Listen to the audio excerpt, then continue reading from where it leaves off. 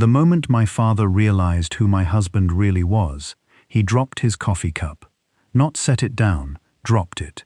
It shattered across the marble floor of the conference room he'd been renting for 22 years, and nobody moved to clean it up. Because standing in the doorway, holding the lease agreement my family had been begging to renegotiate for 3 months, was the man they'd spent an entire decade calling the janitor. My husband, Daniel, the owner of the building. My mother's face went white. My brother actually laughed, a nervous, disbelieving laugh, and said, "This is a joke, right? Tell me this is a joke." It wasn't a joke. And what Daniel said next made my father sit down for the first time in his life without being offered a chair. But to understand how we got to that conference room, to understand why my husband stayed silent for 10 years while my family humiliated him at every dinner, every holiday, every family photo they cropped him out of, you need to go back to the very beginning. Because here's the thing, nobody in that room knew yet. Daniel hadn't just bought that building. He'd bought it for a reason. And when that reason came out, even I was shocked. And I'm his wife. Stay with me. This one's worth it. My name is Sarah, and I grew up in what my father loved to call a legacy family. My dad, Richard, built a commercial insurance firm from the ground up in the 80s.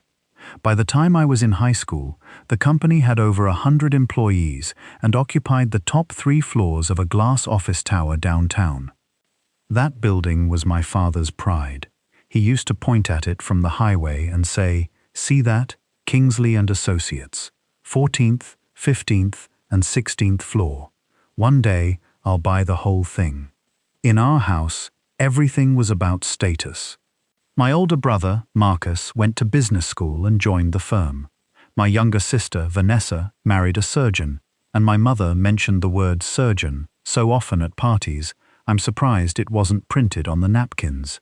And then, there was me, the middle child, the disappointment. Not because I failed at anything. I was a pediatric nurse, and I loved my work. But in my family, a nurse wasn't a career. It was a phase, something I was doing until I married well. Then I met Daniel. I was 28. My car broke down in the parking garage of a medical complex after a 16-hour shift, and I was sitting on the curb about to cry when a man in work boots and a grey maintenance jacket crouched down next to me and said, "Dead battery or dead alternator? Because one of those I can fix right now, and the other one means I'm buying you coffee while you wait for a tow." It was the alternator. He bought the coffee. Daniel was calm in a way I'd never experienced. He listened, actually listened. He didn't perform. He didn't name drop. When I asked what he did, he said, "Building maintenance and property management, mostly commercial stuff." I didn't think twice about it. Why would I? We dated for a year and a half. He met my family exactly 4 times before the wedding, and every single time, my father found a way to make him feel small. The first dinner, Dad looked at Daniel's calloused hands and said, "So, maintenance. That's what? Mopping floors? Changing light bulbs?" And Daniel just smiled and said, "Some days, yeah, somebody's got to keep the lights on." My father laughed, not with him. At him. That night, my mother pulled me into the kitchen and whispered, "Sarah, honey, you're a beautiful girl. You can do so much better than a janitor." And that was it. From that night forward, that's who Daniel was to my family. Not Daniel, not Sarah's husband. The janitor. Now, pay attention to this part, because every single detail I'm about to tell you comes back later. Every single one. We got married at a small ceremony with 40 guests. My father gave a toast, and I use the word toast generously, where he said, and I quote, "Sarah always did like fixer-uppers. Let's hope this one comes with a warranty." The room laughed. Daniel squeezed my hand under the table and whispered, "It's okay. Let them have their fun." I asked him that night why he didn't defend himself, and he said something I didn't understand until 10 years later. "Sarah, the loudest man in the room, is usually the one with the most to prove. I don't have anything to prove." Year 2, Thanksgiving. My brother Marcus, 3 glasses of wine deep, tossed his car keys at Daniel across the table and said, "Hey, while you're up, can you pull my car around? You're basically staff, right?" My father howled. My mother covered her smile with her napkin. Daniel caught the keys, set them gently on the table, and said, "I only park cars for people who tip well, Marcus. You don't strike me as a tipper." Year 4. My sister Vanessa's anniversary party at the country club. The family photo. The photographer lined everyone up, and my mother, my own mother, put her hand on Daniel's chest and said, "Actually, sweetheart, let's do immediate family first. You understand." He stood off to the side and watched my family take a photo without him. He never mentioned it again, but I found out later he kept the invitation to that party, kept it in a folder. Remember that folder. It matters. Year 6 was the worst one. My father was doing his annual State of the Family speech at Christmas, because yes, that's a real thing he did, and he announced that he was restructuring his will. Marcus would get the company, Vanessa would get the lake house, and me, Sarah, will be taken care of, he said, once her situation stabilizes. Then he looked directly at Daniel and added, "We don't hand family money to hired help." I stood up to leave. Daniel put his hand on my arm and, I'll never forget this, he was smiling. Not a hurt smile, not a fake smile, something almost amused, like he was watching a movie where he already knew the ending. In the car, I broke down. 10 years of this. I told him I was done with them, done defending them, done showing up, and Daniel said the strangest thing. He said, "Don't cut them off yet. Give it 2 more years, trust me." "Why 2 years?" I asked. He looked out the windshield for a long moment and said, "Because their lease is up in 2 years." I laughed. I thought it was a joke, some metaphor I didn't get. It was not a metaphor. Here's what I didn't know about my husband, what nobody knew. Daniel's father, Raymond, had been a building superintendent his entire life. A genuinely brilliant man who understood commercial buildings better than the people who owned them. In the late 90s, Raymond scraped together everything he had and partnered with 2 other tradesmen to buy a rundown 4-unit commercial property at auction. They fixed it themselves. Nights, weekends, their own hands. They rented it out, took the income, and bought another one, then another. By the time Raymond passed away, 2 years before I met Daniel, that scrappy little partnership had quietly become a portfolio of 11 commercial properties held under a boring, invisible name. Corvus Holdings, LLC. Nobody had ever heard of Corvus Holdings. That was the point. Raymond had one rule, and he drilled it into his son. Own quietly. The moment people know what you have, they treat you like what you have instead of who you are. Daniel inherited everything, and he didn't retire to a beach. He kept working, managing the properties himself, doing maintenance himself, walking his own buildings in work boots and a grey jacket, because that's how his father taught him to know a building, from the boiler room up. So when Daniel told me he worked in building maintenance and property management, he wasn't lying. He just left out one word: ownership. And now, here's where it gets crazy. Here's the part where I need you to remember my father's glass tower, 14th, 15th, and 16th floor, the building he pointed at from the highway, the building he swore he'd buy one day. 8 years into our marriage, that building went up for sale. The original owner passed away. The estate wanted a quick, quiet transaction, and it never even hit the public market. Corvus Holdings bought it. My husband, the man my father wouldn't let stand in a family photo, became my father's landlord. And my father had absolutely no idea. Now, you might be wondering, why didn't Daniel say anything? Why not walk into Christmas dinner, drop the deed on the table, and watch their faces melt? I asked him the same thing when I finally found out, and trust me. How? I found out is its own story, because he didn't tell me. I discovered it. It was a Tuesday. Daniel had left his laptop open, and an email notification popped up while I was watering the plants. Kingsley and Associates, lease renewal package, floors 14 to 16. Kingsley, my maiden name, my father's company. My hands were shaking when I called him. He came home, sat me down, and told me everything. His father, the portfolio, the building, all of it. I said, "Daniel, you've owned my dad's building for 2 years. 2 years. Why wouldn't you tell me?" And his answer stopped me cold. He said, "Because the day I told you, you'd look at your family differently, and I needed you to see them clearly first.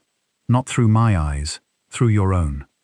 Then he opened a drawer and pulled out that folder, the one I mentioned.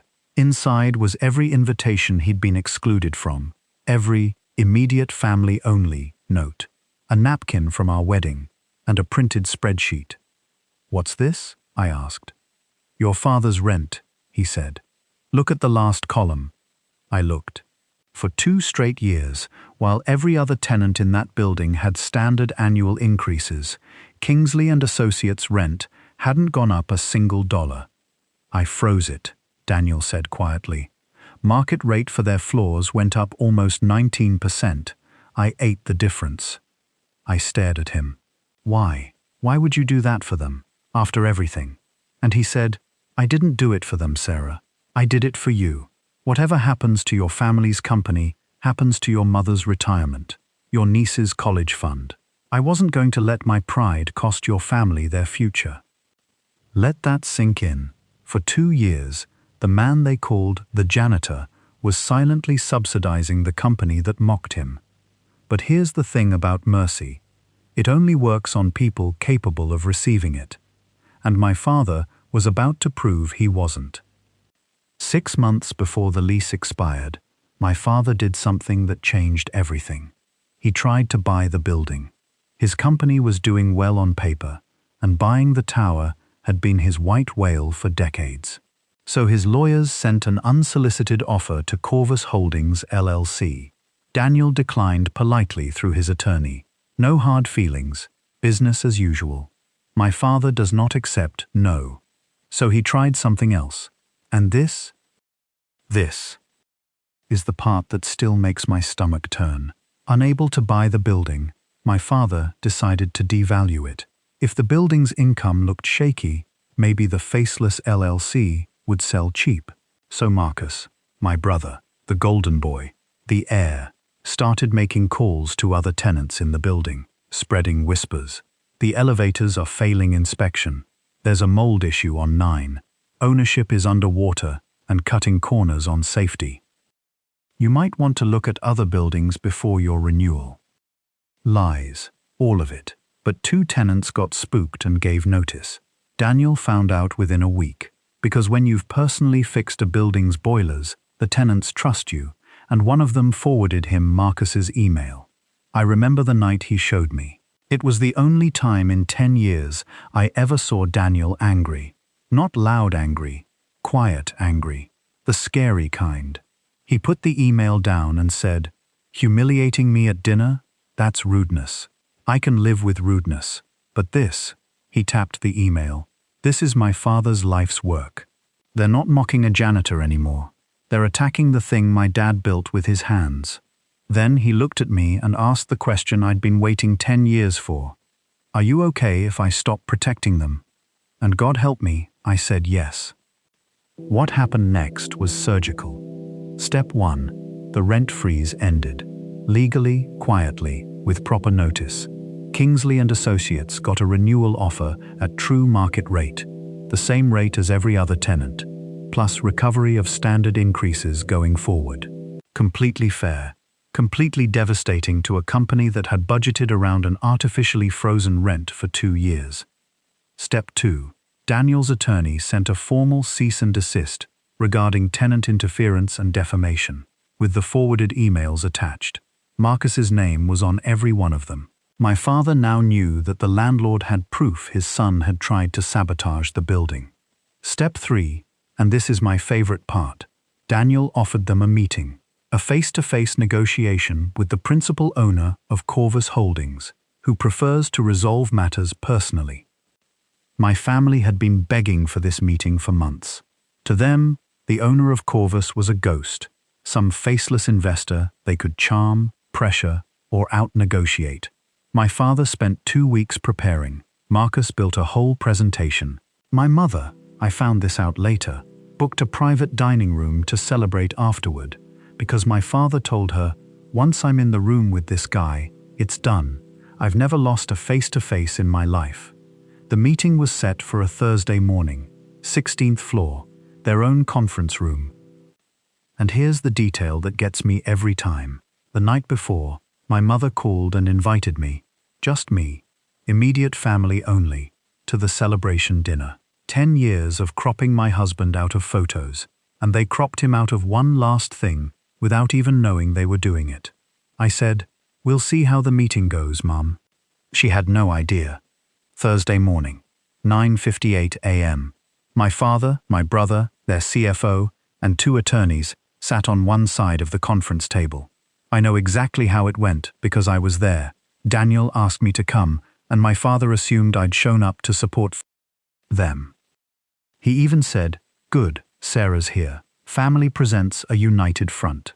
You have no idea, Dad. At 10 o'clock exactly, the door opened, and Daniel walked in, not in work boots, not in a grey maintenance jacket. A charcoal suit, a leather portfolio, and his father's 40-year-old watch on his wrist. The room did that thing where reality lags.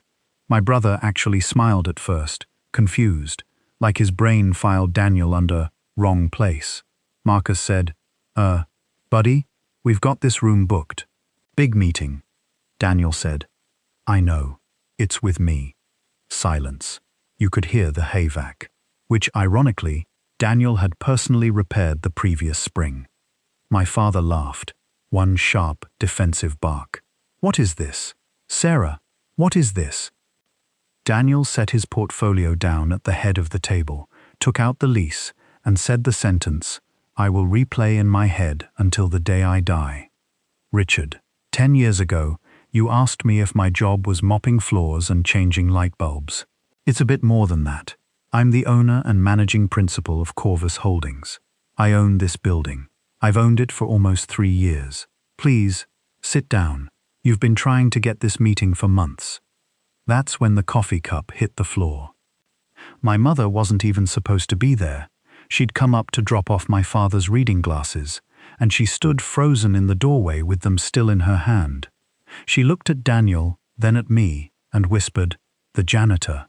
And Daniel, completely calm, said, "Still am, some days. Somebody's got to keep the lights on." His exact words from that first dinner, 10 years later, word for word. Marcus tried to recover. He actually stood up, buttoned his jacket, and slid into pitch mode. Dan, look, obviously there's history here, but this is business, and I think if we approach this as family." Daniel raised one hand. "Family. Interesting word. Sit down, Marcus. Because before we talk about your lease, we need to talk about the emails you sent to the tenants on floors 9 and 11. Marcus's face went grey. My father turned to him slowly. "What emails?" And that was the moment my father's world actually broke. Not when he learned his son-in-law owned his building. When he learned his heir, his golden boy, had committed the sabotage, and the man they'd humiliated for a decade had the receipts. But Daniel wasn't finished, because there was one more twist coming, one even I didn't know about. Daniel opened the portfolio and slid a single old photograph across the table to my father. "Before we negotiate," he said, "I want you to tell me if you recognize the man in this picture." My father picked it up, frowned, and then I watched 30 years of arrogance drain out of his face. "Where did you get this?" "That's my father," Daniel said. "Raymond. 1991. He was the superintendent of the first office your company ever rented, the old brick building on Fenton Street. You remember it, Richard, because in the winter of '93, the pipes burst on a Sunday night, and my father worked 11 hours straight in a flooded basement to save your file room. Every client record you had, paper, back then, Your whole company was in those cabinets. My father's hands were trembling. You told him, I owe you one, Ray. Anything you ever need. Daniel paused. 2 years later, my father asked you for one thing. He was starting a little property partnership and needed a commercial liability policy. And every carrier was quoting him triple because he had no history. He came to you, the insurance man whose business he'd saved. He asked for a fair rate, not a favor. A fair rate. I had never heard this story. My heart was pounding. You laughed at him, Daniel said quietly. You told him, and he wrote it down that night, because that's the kind of man he was. You told him, stick to mopping floors, Ray. Ownership is for a different kind of people. The room was absolutely silent. He kept that note pinned inside his toolbox for the rest of his life. Not out of anger, as fuel. And when he died, I found it. So no, Richard, I didn't buy this building as an investment. There were better deals that year. I bought this one because the man who told my father that ownership was for a different kind of people had been pointing at it from the highway for 20 years, telling everyone he'd own it someday. Daniel leaned forward. He never got to see this, but you and I are going to finish the conversation you started with him in 1995. My father, I want to be honest about this, did not yell. He didn't storm out. He sat there, holding a photograph of a man he'd insulted 30 years ago, sitting in a building owned by that man's son, next to his own son, who'd just been exposed as a saboteur, and he aged 10 years in 10 seconds. He finally looked up and said the only thing he could say. What do you want?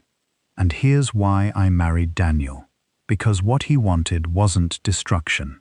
3 things, Daniel said. 1. The lease gets renewed at fair market rate. Same terms as every tenant on every floor. No revenge pricing. My father believed a building only works when it's fair to everyone in it.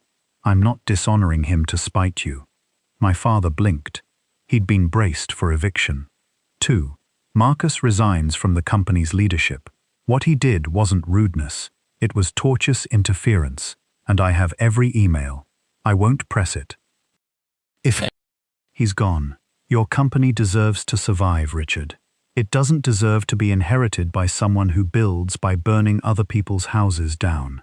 Marcus started to protest. One look from my father ended it. 2 weeks later, he was out. And 3. Daniel looked at my mother, still frozen in the doorway. 10 years of family photos. Sarah has been in all of them. I've been in none. That ends. Not because I need your acceptance. I stopped needing that a long time ago. But your daughter has spent a decade being made to choose between her family and her husband, and she never once complained. And she deserves better than all of us. Especially you. My mother started crying. Real crying. The kind I'd never seen from her. And then my father did the single most shocking thing of that entire day. More shocking than the reveal, more shocking than the photograph. He stood up, walked around the table, and extended his hand to my husband. Your father was a better man than me, he said. It appears he raised one too. Daniel shook his hand. He'd have appreciated hearing that. 25 years ago.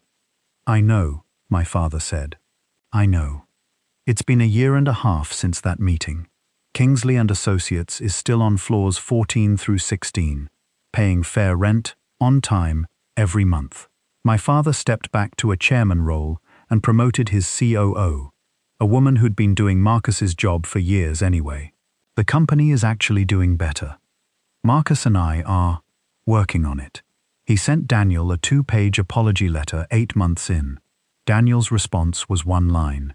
Come help me repaint the lobby on 9, and we'll call it even. Marcus showed up, in $300 jeans. He ruined them. It was a start. My mother now introduces Daniel as my son-in-law. Daniel, he's in commercial real estate, and every time she says it, he catches my eye and winks, because we both know she'd say janitor if it impressed people more. And last Christmas, at the family photo, my mother physically pulled Daniel to the center of the group, front row, right next to my father. That photo sits on our mantel now, right beside an old picture of Raymond in his work jacket, standing in front of a little brick building on Fenton Street. 2 janitors, 1 frame.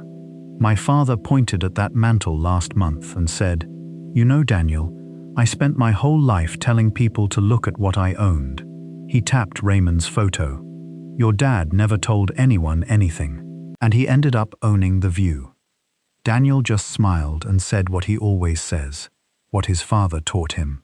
"What I now know is the most dangerous sentence a quiet man can say. Somebody's got to keep the lights on." If this story hit you, do me a favor, like the video, and tell me in the comments, could you have stayed silent for 10 years? Because I've thought about it a lot, and honestly, I don't think I could. Subscribe for more stories like this one. Next week, a groom's family demanded the bride sign away her little bakery before the wedding. They had no idea her little bakery was the parent company of the venue they'd already paid for. You won't want to miss it.